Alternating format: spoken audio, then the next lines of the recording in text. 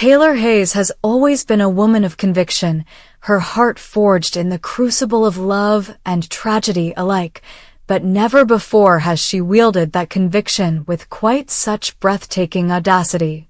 From the moment she first met Ridge Forrester, their lives have been an intricate dance of passion and heartbreak, a tapestry woven from stolen kisses underneath Parisian rain and bitter tears shed amid the wreckage of thwarted promises. Their love has endured infidelities, rivalries, most notoriously with Brooke Logan, and the endless carousel of marriages, annulments, and reconciliations that have become the very lifeblood of the bold and the beautiful. Yet despite divorces and betrayals that would have shattered a lesser couple, Taylor and Ridge have found their way back to each other time and again, bound by a connection so elemental it seems beyond the reach of ordinary soap opera machinations. And now, at the pinnacle of their latest reunion, Taylor has seized the reins of destiny itself, removing from her jewelry box a sparkling testament to her hope, a diamond engagement ring, and holding it before Ridge with an unyielding gaze. In that charged moment, every breeze seemed to still, the roar of Atkinson Avenue faded to a hush, and Taylor's ultimatum pierced the air like a trumpet's clarion call. It was marry me now, or admit that you never will. With the glint of the Forrester legacy glittering behind Ridge's shoulders and the weight of the family's expectations pressing upon him, Ridge faced a choice that threatened to shatter the fragile equilibrium they had just begun to restore. If he accepted Taylor's demand, they would become the newest power couple to grace Los Angeles's high society, their union reaffirming the redemptive power of love in the face of adversity. But if he hesitated, if doubt or fear of repeating past mistakes took hold, Taylor's ultimatum would reverberate as the final chord in a tragic symphony, the end not just of a relationship, but of the dreams she had nurtured for decades. For Taylor, this was more than a ring. It was a declaration that she would no longer be cast aside or relegated to the shadows of Ridge's heart. By forcing Ridge to decide yes or no on the spot, she challenged him to acknowledge whether what they shared was worth risking everything, his career, his family's approval, even the status quo he had long inhabited. The scene had all the trappings of a classic Forrester testament. The skyline at twilight framing Ridge's chiseled profile, the last rays of the California sun igniting the facets of the diamond like 1,000 tiny suns, and Taylor standing before him, every nerve taut with emotion. Viewers witnessed the flicker of conflict in Ridge's eyes, memories of betrayals by Brooke, the guilt over secrets long kept, and the formidable pressure of being heir to a fashion empire. And yet it was his love for Taylor that ultimately held sway. As the world seemed to hold its breath, Ridge's hand trembled for a heartbeat before reaching out to take the ring, his voice a husky whisper that carried both relief and resolve. Yes, Taylor, I will marry you. In that instant, time snapped back into motion.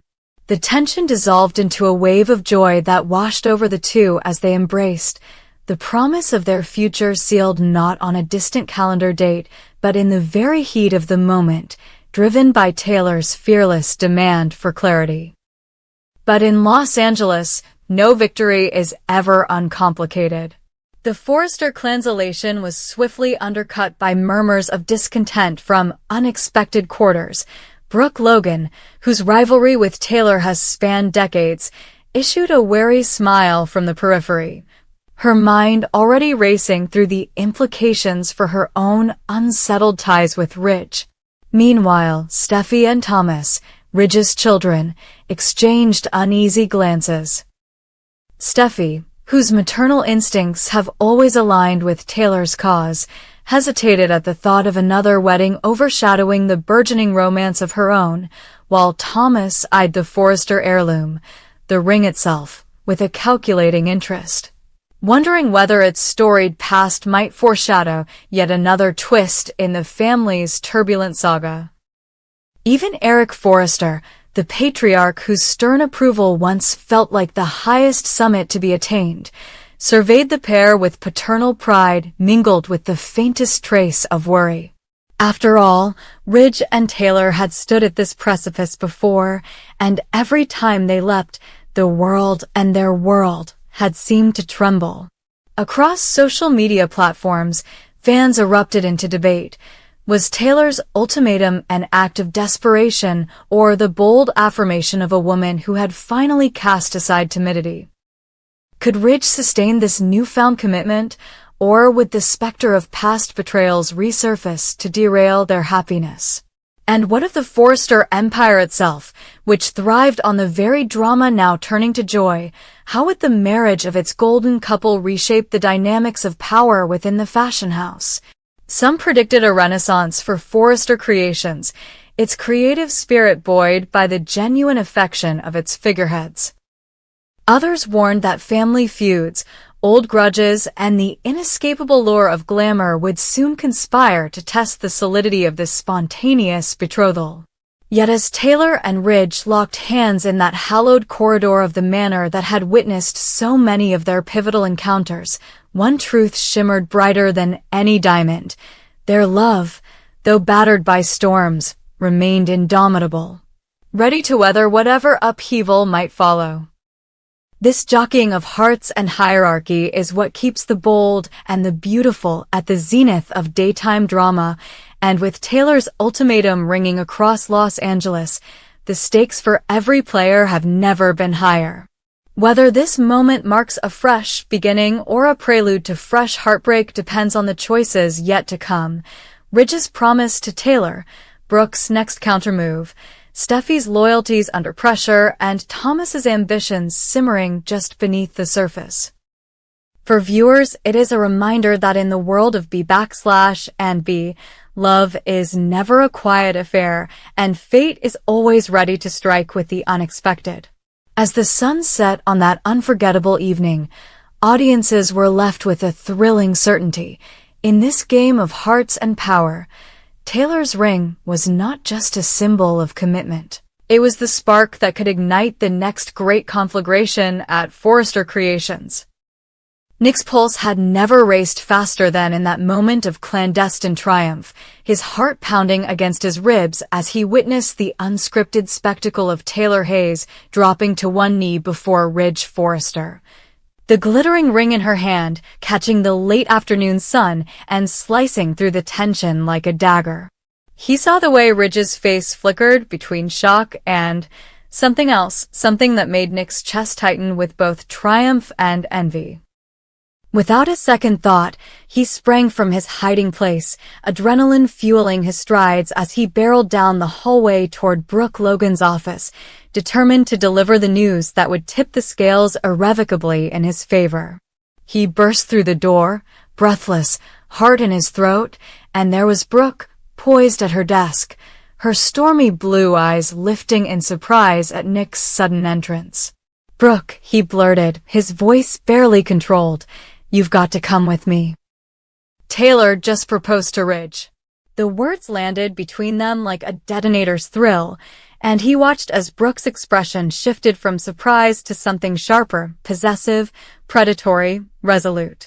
He expected relief, a promise to repay his devotion with her gratitude, maybe even a tender moment between them, but instead Brooke's lips curved into a slow, deliberate smile. "Follow me," she said, rising and sliding out of her chair, and Nick followed, heart pounding not with triumph, but with confusion. He expected her to celebrate with him, to bask in the knowledge that Taylor's bold move could only spell doom for Taylor and leave Ridge vulnerable, ripe for the taking. Yet Brooke moved with a different purpose entirely. She swept through the corridors with the confidence of a lioness, heeled feet clicking against the marble floor as she made her way toward Ridge's office. Nick's hopes, once so bright, dimmed with each step, but he could not stop himself. He trailed behind, dread coiling in his belly. Brooding behind the double doors, Ridge sat in silent turmoil, the weight of Taylor's ultimatum pressing on him like a vice. He had always loved Taylor. Her grace under fire, the compassion that stitched her heart together again and again after betrayal or scandal, but never had she dared him in such a brazen fashion. "Marry me now or tell me you never will," she had demanded, ring held aloft like a gauntlet, her voice unflinchingly clear. And Ridge, torn between his duty as the heir of Forrester Creations, the expectations of his family, and the love that refused to let him go, had wavered. He had looked at Taylor's tear-bright eyes and seen not weakness but an iron resolve that terrified him. He had hesitated, that single, fatal breath of hesitation, and that was all it took for Brooke to strike. Now Brooke stood on the threshold, and when Ridge looked up, his breath caught. She wore a dress that was nothing short of scandalous. Scarlet silk that clung to curves he had long adored, the hem daringly short, the neckline plunging into a silent invitation that sang to every primal instinct he possessed. And in Brooke's eyes there shone a fierce triumph, a hunger that matched his own. Ridge inhaled sharply, his mind momentarily blank of all the reasons he should step back. For so long, Brooke and Taylor had been locked in their duel for his heart. First Brooke, with her fiery passion and unapologetic desire, then Taylor, with her soulful depth and tender understanding, but never before had Brooke commanded the stage so powerfully. She advanced as though she owned the space, hips swaying in perfect rhythm, and Ridge found himself rising to meet her, every muscle in his body alert, every memory of nights spent entwined with her flashing through his mind like staccato lightning. Without another word, without even the courtesy of a goodbye to Taylor, Ridge closed the distance between them and captured Brooke's mouth with his own. It was a kiss born of jealousy and possessiveness, of the need to reclaim what Brooke believed was always hers. They moved together as two starving beasts, driven by a hunger that drowned out thought and memory, drowning even the specter of Taylor in its feral intensity. Brooke's hands roamed his shoulders, along his chest, pulling him closer, and Ridge responded with equal ferocity, as if proving to himself that he could still choose differently, that Brooke still held his desire more strongly than anyone else. Nick, standing in the corridor just yards away, watched with his mouth open, his triumph curdling into horror as he realized that Brooke had used his information not to win him, but to ensnare Ridge anew, to resurrect an old flame that cast a shadow longer and darker than any he could ever hope to become. And then, as their bodies pressed together in that torrid embrace, a sudden movement at the end of the hallway caught Ridge's peripheral vision. An ethereal silhouette stumbling toward the doorway, pale-faced and trembling. Taylor. Her lip was quivering, her eyes wide with a horror that froze blood in Ridge's veins. For a moment, Ridge remained entwined with Brooke, his lips still parted on Brooke's neck, his hands clutching her waist, oblivious to the tragedy unfolding just feet away. Taylor's hand flew to her chest, her knees buckling, and she collapsed against the wall, her vision dimming, the ring slipping from her trembling fingers and clattering to the marble floor. Ridge blinked, at last tearing himself away from Brooke, eyes flying to Taylor's prone form. Panic crashed over him, shattering the lust-fueled haze that had consumed him. He dropped to his knees beside Taylor, Brooke at his side, both of them fumbling with her lifeless form, calling her name as if sheer will could will her back to life. But it was too late. No scream, no plea, no frantic phone call to an ambulance could undo the damage done by the seconds of delay, the moment's hesitation that allowed Taylor's heart to fail beneath the shock of betrayal so deep it could not be healed. Steffy, attending a design meeting in the loft above, heard the muffled screams and the sickening thud of Taylor's collapse. She dashed down the stairs, her blonde hair flying behind her like a banner of impending doom, and skidded to a halt at the doorway, her eyes widening as she took in the tableau of grief and guilt. "Mom," she cried, voice cracking, but Taylor lay still, her chest unmoving in its finality. Tears flooded Steffy's face as she dropped beside her mother, cradling Taylor's head in her lap, pressing futile kisses to her cold forehead.